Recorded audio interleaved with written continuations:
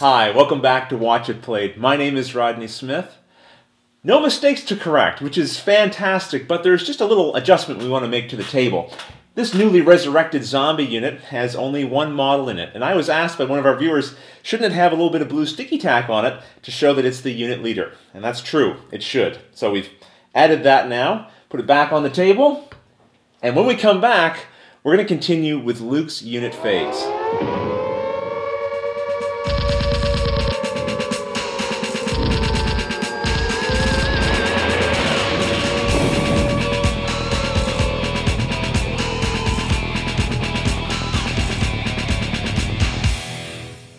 Hi everybody, my name is Luke Smith, and now it's my unit phase. And the person who gave me directions to do what I need to do was Freemantorfree. That's right. And we have a little special episode this time because I have turned all of the directing over to Luke. He's guest directing in this episode. He's set up the lights, he's set up the camera, he's going to set up all the shots and everything else. So thank you for doing that, Luke. Let's see how it goes. I suspect it's not going to go very well for me. So the first thing Freemantorfree wants me to do is use Sigrid to do a sustained attack on the tank busters. That's right. How many dice do you get for that? 2. 2 dice. Okay, go ahead and roll them up. Let's see what you get. It's a really good thing you did the sustained fire because you get to re-roll those with a sustained fire. Oh yeah! Go ahead and roll them again. Oh no, that's just too bad. Let me just see what my armor roll would have been. Oh, well, it's a good thing that you didn't land any hits. The nice thing about this is I don't take any suppression here because no hits were rolled. Hey, that's not good. It's good for me. So next I'm going to move my heavy recon grenadiers leader here. And we're not measuring this because he's moving less than the 6 inches. Right now, he's just trying to get close enough and make sure that all of them can see through this window. And why do you want to see through that window? Shoot at them. I thought you might say that. How many dice do you get against an Armor 2 unit like these guys?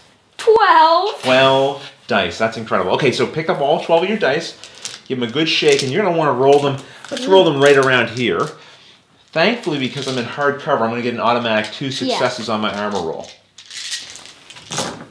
Okay, well, that's good because here we have 4 total possible damage. I automatically block 2 of them for being in hard cover, and now I get to roll 2 dice for my armor. If you miss both of those, I wipe out the whole unit. Oh no! I missed both of them! Okay, so that means the entire unit that survived so long and managed to call down those wonderful artillery strikes, command phase after command phase, gone. They're gone. So now I'm going to move Ludwig and attack the sniper team. You didn't have to move him much, did you? No. Just had to get these guys in the front arc, and unfortunately, I think you can probably see just the arm here of the spotter. Yeah.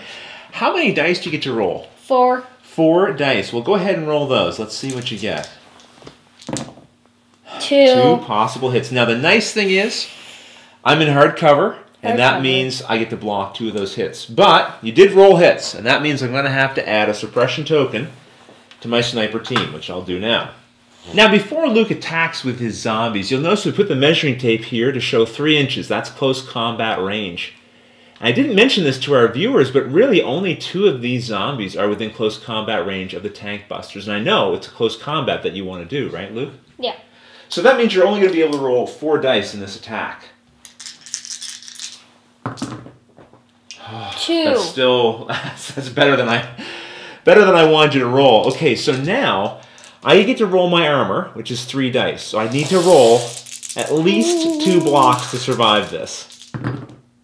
And there they are. But I do take a suppression token. So I'm going to have to put a suppression token because hits were rolled. That's absurd. So next up, I'm going to move my new zombie unit, and I'm going to pick up the barrel. That's right. That's an action to move, and Luke can do a fast move with these zombies. That gets it up to the barrel. As long as it's touching the base, which it is, Luke can do an action to pick up the barrel. Now, we're not actually going to remove the barrel from the table. We'll leave it here beside the zombie. And that means you get an additional 20 points if you end the game with that barrel still in your possession. So what did you think about that unit phase? I didn't like it. I loved it. It went really well for you. I'm about to have my unit phase right now. I don't suspect it will go quite as well, but let's find out. So the first unit I'm going to activate is my Brave Tank Buster. I say brave because although he's got lots of suppression, I'm going to try to remove them right now. So I get to roll 3 dice, and each hit will remove a suppression token. Okay, so I get to remove 1. Unfortunately, he's not as brave as I wanted him to be. 2 suppression tokens means more tokens than there are models in the unit, and that means he has to retreat. Here's the problem, and a very important tip to you new Dust Warfare players. Be careful not to place any units you think might retreat within 12 inches of the table edge, which I just barely did with this Tank Buster. During a retreat, you have to move 12 inches towards the nearest table edge. And if that means you touch or go past that table edge, you have to remove the model from the game, and it's been defeated. Another unit who's fallen to Luke's Axis team. Well, everything from this point on is really going to come down to massive luck on my part, and perhaps a little bit of decent planning. I'm going to have to win the initiative roll in my next turn. I'm going to have to roll some good suppression removal. Because what I want to do is move my hammer less than 12 inches, but within 3 inches of this heavy Recon Grenadier team, because this is one of the most valuable teams on the table right now if I want to get some points. Now, because I'm doing my jump, they can't react. I'll move this reaction token up here as well. And that's all I can do with that unit.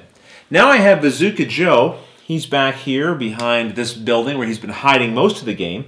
And I'm going to give him a march move order. He's right by the door here, pretty much. And this would be about 8 inches or 9 inches from this doorway to here. Yeah. So that's more than enough to bring him out and around and get him behind some heavy cover and yet still be within command range of this hammer here for my command phase. So as I say, I'm planning for the future. Because Bazooka Joe moved and he's within 12 inches, I'm going to do a move reaction. Yes, he's within 12 inches of your zombie. And you're running that little zombie away like a big chicken, aren't you? Yep. Now, Luke cannot use the fast ability here to move an additional 6 inches because he already used the fast ability this turn. But that certainly did allow you to move away. And don't forget to add a reaction token to that zombie unit. Here's another critical moment for me. My sniper unit is the last one to react. They have a suppression token on them, which is only to give them 1 action. I'd love to be able to attack with them, but they can't see anything right now. I need that second action to be able to move with them. So I'm going to roll to remove suppression. I need to get a hit here. Come on. Yes! Okay, so that means I can remove the suppression token and now plan where I want to move and attack. Alright, as you guys can probably imagine, I've been agonizing over what to target on this battlefield because there's a lot of options when you're firing with your sniper that can reach pretty much anywhere. I've got to focus on what is going to give me the most point value. And for me, that's got to be the heavy Recon Grenadiers. So I'm going to give these guys a small move action just to get them out from around this corner so the sniper can see the heavy Recon Grenadier unit, and now I get to roll a single die. Remember again, misses count as hits. Yes! No! Luke, you're going to have to remove one of those models. Probably the one closest to you. Yeah. There you go. Okay, well that ends my unit phase. Now it's time to move on to the end phase. Well, now it's the end phase, and of course we remove all of the reaction tokens and a single suppression token from any unit that has them. And I'm going to remove this 4th turn marker, and that means we're entering the 5th and final turn of the game. Alright, it's the initiation phase. I get to roll a total of 3 dice, and Luke gets to roll 5. Well, I rolled 0, and how did you roll? 3. Well, when you roll 0, you always get at least 1 order, so I rolled the smallest number of hits, and that means that I'm going to be the initiating player. I won the initiative phase, which is what I was hoping for, because I want to be able to issue an order to my hammer here and get this attack in before Luke is able to do something in response. I'm going to be able to roll 2 dice, and because of these awesome rocket punches, misses count as hits. So I'm going to roll my 2 dice, and I need them both to be hits. Well, misses, which are hits. Not confusing at all. Oh, no. Okay, so I only rolled 1 possible hit. Luke, you do get to roll your defense, which is 3 dice. Go ahead and roll. And look at that. You rolled a hit, which blocks my hit, which means I don't actually get to remove any of Luke's models. And of course, I have to add a reaction token to my hammer unit. All right, Luke, it's your command phase. You have 3 orders. What do you want to do with them? I'm going to use the fast ability on these zombies. Okay. Tuck them in here. That's right. 12 inches. They're going to be able to get well out of the way. Now Luke can just go into retreat mode because he's done enough damage. He just needs to hang on to his own points. Who's getting your next order? The new zombie unit. All right. Which is just going to move about right here. Trying to hide away from my snipers, I imagine. Yeah. That fast ability has come in really handy. So Yeah. that gives those zombies an extra 6 inches. Now don't forget to give both of those units a reaction token. What do you want to do with your third order? I'm going to use Ludwig to attack the sniper team. Well, sure enough, when I move my sniper, enough of them sticking out here that Ludwig can see him in the front arc. Yep. So you get to roll 4 dice, Luke. I get to roll 2 for defense, but I do have hard cover. Go ahead. Yeah. All right, so 2 possible hits. But again, because I'm in hard cover, I cancel those out. But I will have to take a suppression token and add that to my sniper team.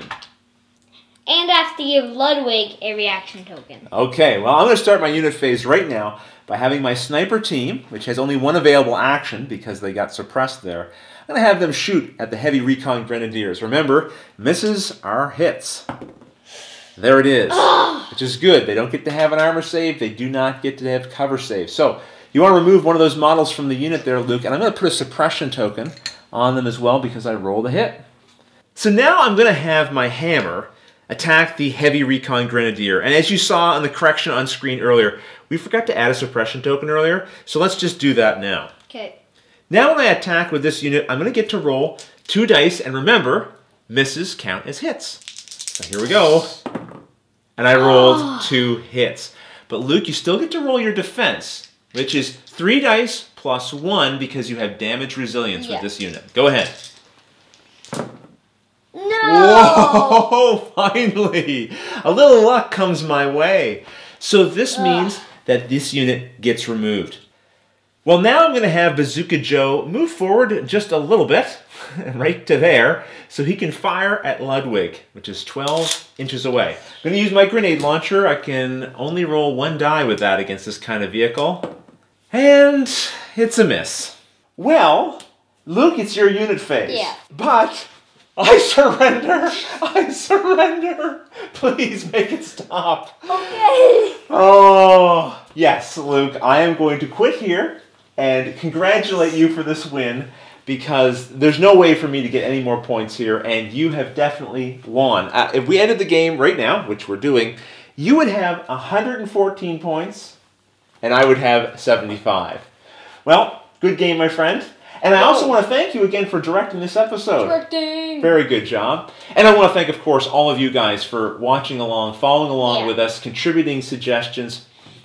If you've never tried a miniatures game before, then I hope that this video series gave you some insight into this part of the hobby. Maybe it piqued your interest, or perhaps watching this helped reaffirm for you this is not for you. But either way, as I say, we're just really glad you watched. Yeah. We're going to be making some more videos soon, going back to some more traditional board gaming. But until then, thanks for watching.